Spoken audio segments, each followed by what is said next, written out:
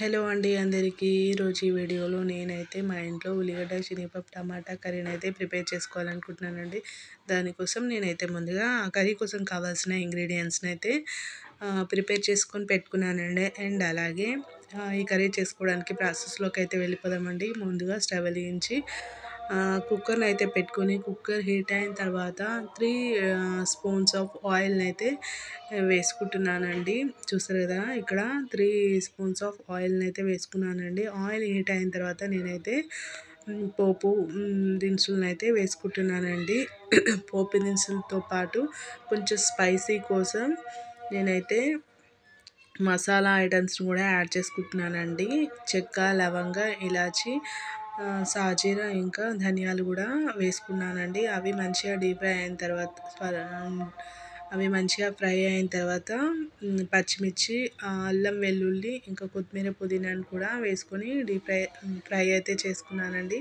And అలాగే అవి fry అయిన తర్వాత ఆనియన్స్ని అయితే వేసుకుంటున్నానండి. చూసారు కదా, ఇక్కడ నేనైతే ఆనియన్స్ని కూడా వేసుకున్నానండి. అండ్ అవి ఆనియన్స్ వేసిన తర్వాత వాటిని అయితే మంచిగా కలుపుతూ ఉండాలండి. మంటని నార్మల్ ఫ్లేమ్లో పెట్టుకుని మీడియం ఫ్లేమ్లో పెట్టుకొని ఆనియన్స్ని అయితే మంచిగా కలుపుతూ ఉండాలండి. అలా కలపడం వల్ల ఈ ఆనియన్స్ అయితే మంచిగా గోల్డెన్ బ్రౌన్ కలర్లోకి అయితే వస్తాయండి.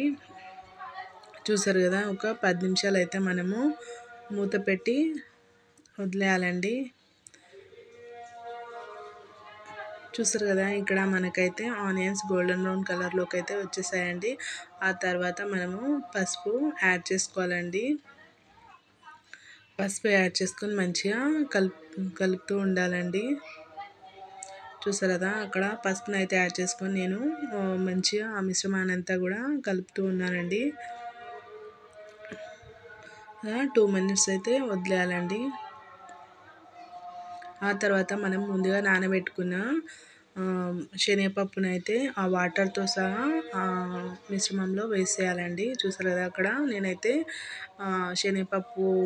నానబెట్టుకున్న శనగపప్పును అయితే వేసేసానండి. వేసి మంచిగా మిక్స్ అయితే చేసుకోవాలండి.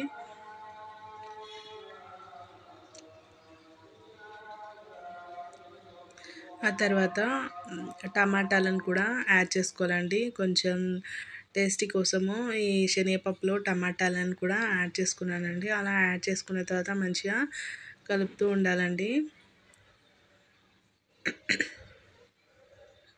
అలా టమాటాలు వేసి కలిపి ఒక 10 నిమిషాల పాటు కుక్కర్ మూత అయితే పెట్టాలండి. అండ్ అలాగే అవి ఉడికిన తర్వాత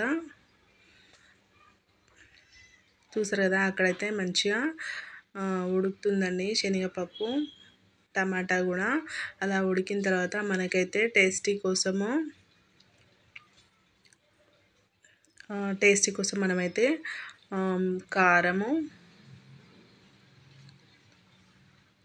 కారంతో పాటు టేస్ట్ కోసం మనమైతే సాల్ట్ని కూడా యాడ్ చేసుకోవాలండి. చూసారు కదా, ఇలా కారము ఇంకా సాల్ట్ యాడ్ చేసిన తర్వాత ఆ మిశ్రమాన్ని అంతా కూడా మంచిగా కలుపుతూ ఉండాలండి.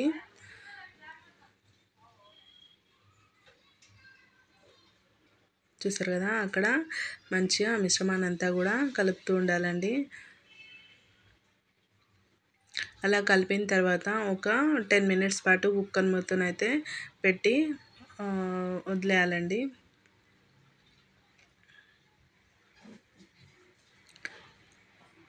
చూసారు కదా, మనకి ఇక్కడ కుక్కర్ మూతను అయితే పెట్టి వదిలేసిన తర్వాత మనకైతే ఆ రుచికరమైన శనగపప్పు, ఉల్లిగడ్డ, టమాటా కర్రీ అయితే రెడీ అయిపోయింది. మీకు ఈ రెసిపీ కనుక నచ్చినట్లయితే లైక్, షేర్, సబ్స్క్రైబ్ చేయండి ఫ్రెండ్స్.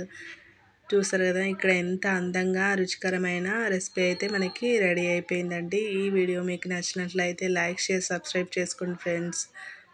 Please bye.